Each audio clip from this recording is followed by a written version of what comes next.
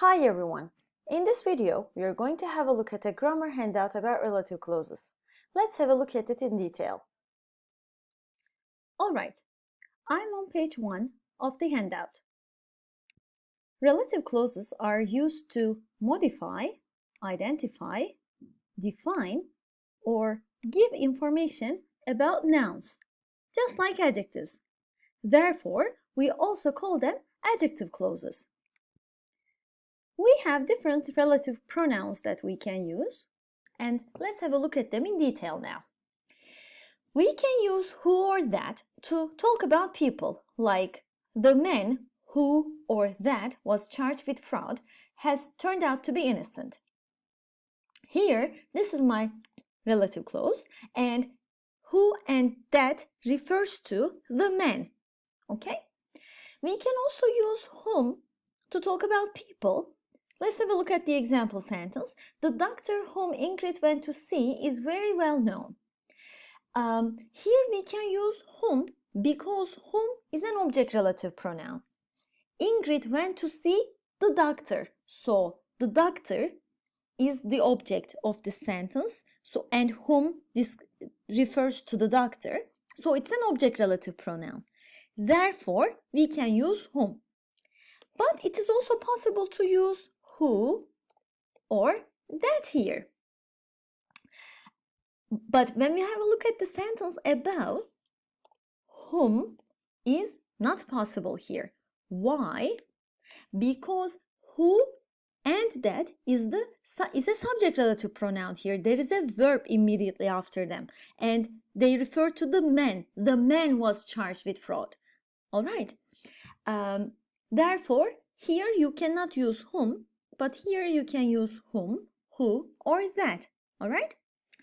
We can use which or that to talk about things or animals, like the bag which or that I wanted to buy as a present for her had been sold. Which or that refers to the bag. We use whose to give possessive meaning in a relative clause. Stevenson is an architect whose designs have won international praise. Keep in mind, we always have a noun after this whose. Whose designs. Whose designs have won international praise. Whose designs refers to the architect's designs here. All right. We use where to talk about places. This was the place where we first met. We first met at the place. Where refers to at the place. We use when to talk about time after different time expressions. And we use why only in one context after the noun reason. He said that her honesty was the most important reason why he loved her. You can keep it in your mind like this. The reason why. Okay. We have some explanations below the table. Let's have a look at them together. Whom is used in formal English when the person is the object of the relative clause, just like we mentioned. Let's highlight this formal English here. We use whom as a relative pronoun generally in formal English. Okay. Another point to consider is when who, that, which, when they are the object of a defining clause, we can omit them. What do we mean? Let's have a look at the example sentences here. The man who was charged with fraud, here who was charged, who is a subject relative pronoun, we cannot omit it.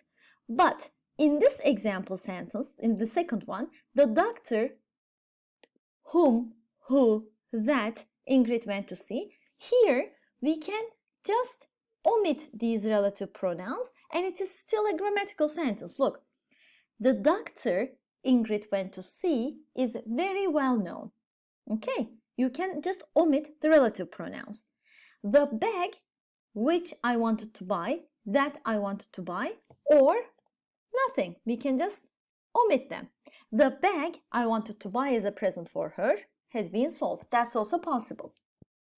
I said we can omit these relative pronouns when they represent the object of the defining clause. What do we mean by defining clause? I will explain it later in detail, but only at this point you can keep it in your mind as the relative clauses without a comma. Look, in all these relative clauses, there is no comma before or after the relative clause. We will also talk about non-defining relative clauses, and then you will see a comma. We will come back to this later in the handout.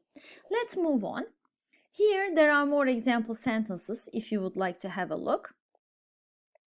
There is one more relative pronoun, which is which actually, but with a different use. Let's have a look at the explanation together. Remember that which can also be used to refer to the whole situation described in the main clause. In both spoken and written English, we can use which to add a comment or opinion about the action or situation in the main clause. In such cases, we always use a comma before the relative clause.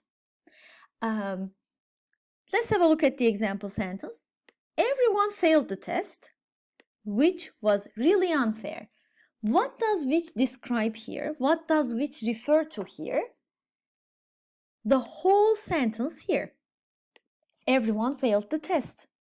This, everyone failed the test, was really unfair. Or,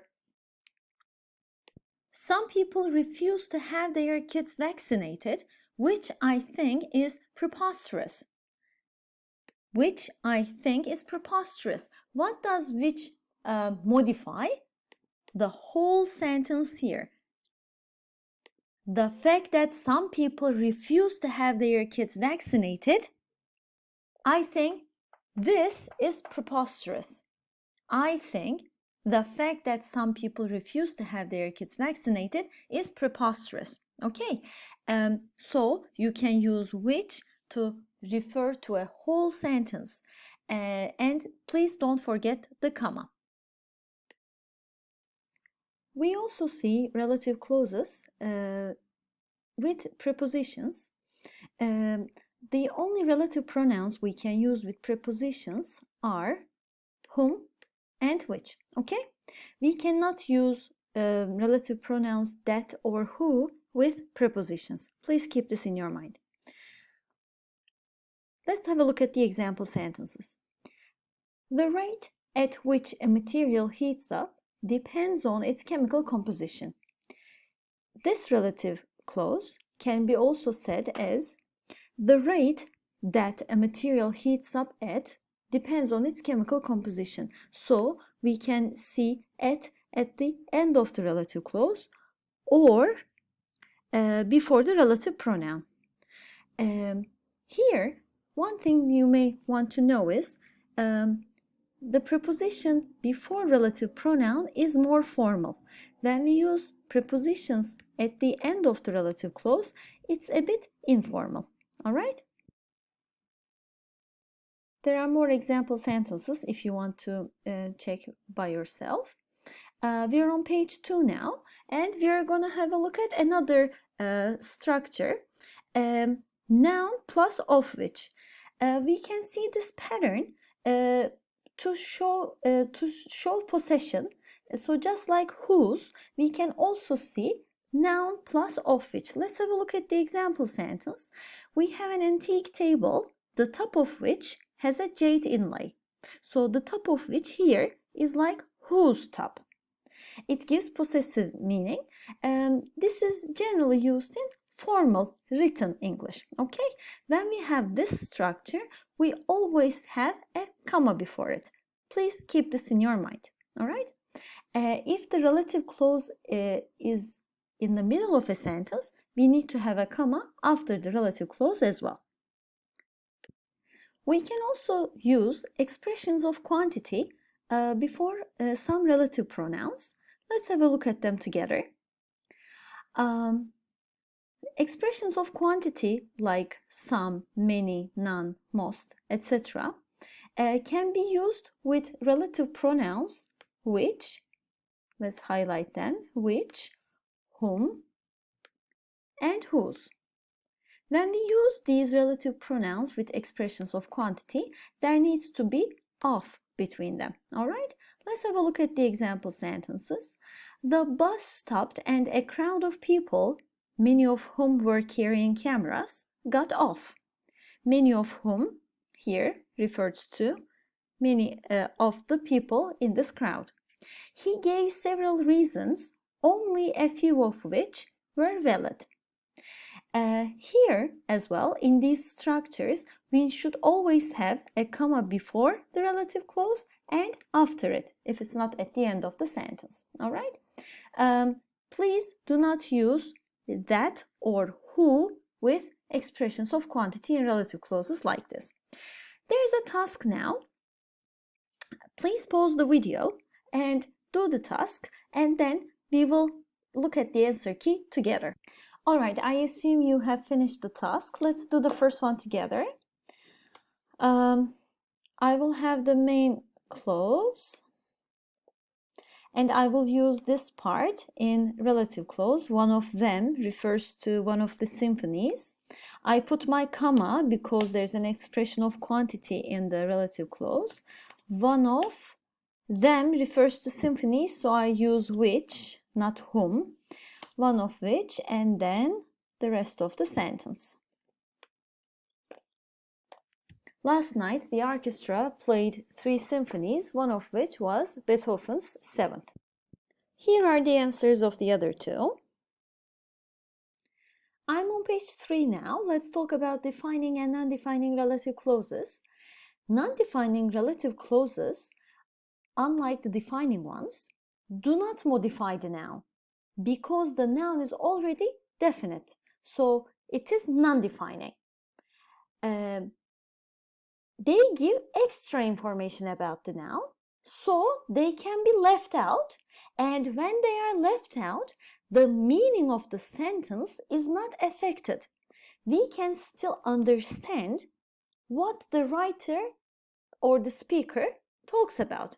Let's have a look at the example sentences together.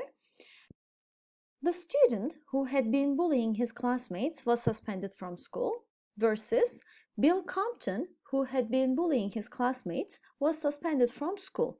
In the first one, we have a defining relative clause because this relative clause is necessary to understand who the student is. The student can refer to many students, right? Whereas in the second sentence, even if we left out the relative clause, we can still understand who Bill Compton is. This relative clause is extra information. Therefore, this relative clause is called non-defining. So, when a relative clause is non-defining, we put a comma before and after it to introduce it in a sentence. Please keep in mind, in non-defining relative clauses, that cannot be used, all right? And we can never omit the relative pronoun. The last main point in our handout is reduced relative clauses. Let's start talking about them. Reducing relative clauses is very common in written and spoken English. And we will focus on 4 main points about how to reduce a relative clause. Let's start with the first one. If a relative clause contains any form of the verb be, omit the relative pronoun and the verb be. For example, if this is my sentence, the scientists who are searching alternative forms of energy are making progress, I omit the relative pronoun and the verb to be, and here is the reduced form. The scientists searching alternative forms of energy are making progress. Okay? Or another example. We looked at the letters which had been posted by the suspect. So I omit the relative pronoun and I omit had been, and I have. We looked at the letters posted by the suspect. There are more example sentences that you can check on your own. Let's continue with the second point. If there is an active verb in the relative clause, it can be reduced as present participle, verb ing form. For example, English has an alphabet that or which consists of 26 letters. So I can omit the relative pronoun and have the verb in present participle form. English has an alphabet consisting of 26 letters. Let's look at the second example too. The children who attended that school, or the children attending that school. Okay, I can have, because it's an active verb, attended, I can have the present participle form in reduced form. The children attending that school received a good education. How about the third main point? If we have the verb have in the relative clause with the meaning of possess, it is sometimes possible to reduce it by omitting the relative pronoun and using with instead of the verb have. What do we mean? Let's have a look at the example sentences. The MacArthurs live in a house with green shutters, or the MacArthurs live in a house which has green shutters. Or I tell those friends of mine with sedentary jobs, or I tell those friends of mine who have sedentary jobs. So as you see, we omit the relative pronoun and we put with instead of the verb have. All right? The last main point in reduction in relative clauses is when the noun is preceded by the first, the second, the last, the only, or a superlative adjective, or when the relative clause includes a modal verb, we can reduce the relative clause by using an infinitive. Let's have a look at the example sentences to clarify it. Newton was the first person who discovered the laws of gravity. So as you see, there is the first before the noun. So we can also say this sentence as Newton was the first person to discover the laws of gravity. Okay? Another example. With her experience and qualifications, Janet is the only person that deserves this post. The only person. Or Janet is the only person to deserve this post. Okay? So we can use this infinitive form to reduce this relative clause. Okay, two important points before we start doing some exercises. 1. It's not possible to reduce relative clauses all the time, especially when there is confusion with time, especially with perfect tenses, or when the action is not repeated or refers to a short or single event in the past, like scientists who have developed the technique. So here we don't say scientists developing the technique because it refers to a single event. Or the people who stopped me in the street were tourists. Here we don't say the people stopping me because this action is a single action. It's not repeated. All right? How about the second point, which is the last point before the exercises? We can reduce the verb be in non-defining relative clauses, but we usually do not reduce active verbs. For example, in the second example sentence here, Tonia's eldest son, who was raised by his grandparents after Tonia's death, it is also possible to say and reduce the relative clause, Tonia's eldest son, raised by his grandparents. But in the first one, Tonia's eldest son, who attended that school, received a good education. We prefer not to reduce this relative clause as Tonia's eldest son attending that school. We keep it as it is, all right? We have finished the first 4 pages of the handout. Until the end of the handout, there are some exercises you can do to practice relative clauses in detail. You can find these exercises on OptiClass as well and do these exercises there interactively. Have a nice day.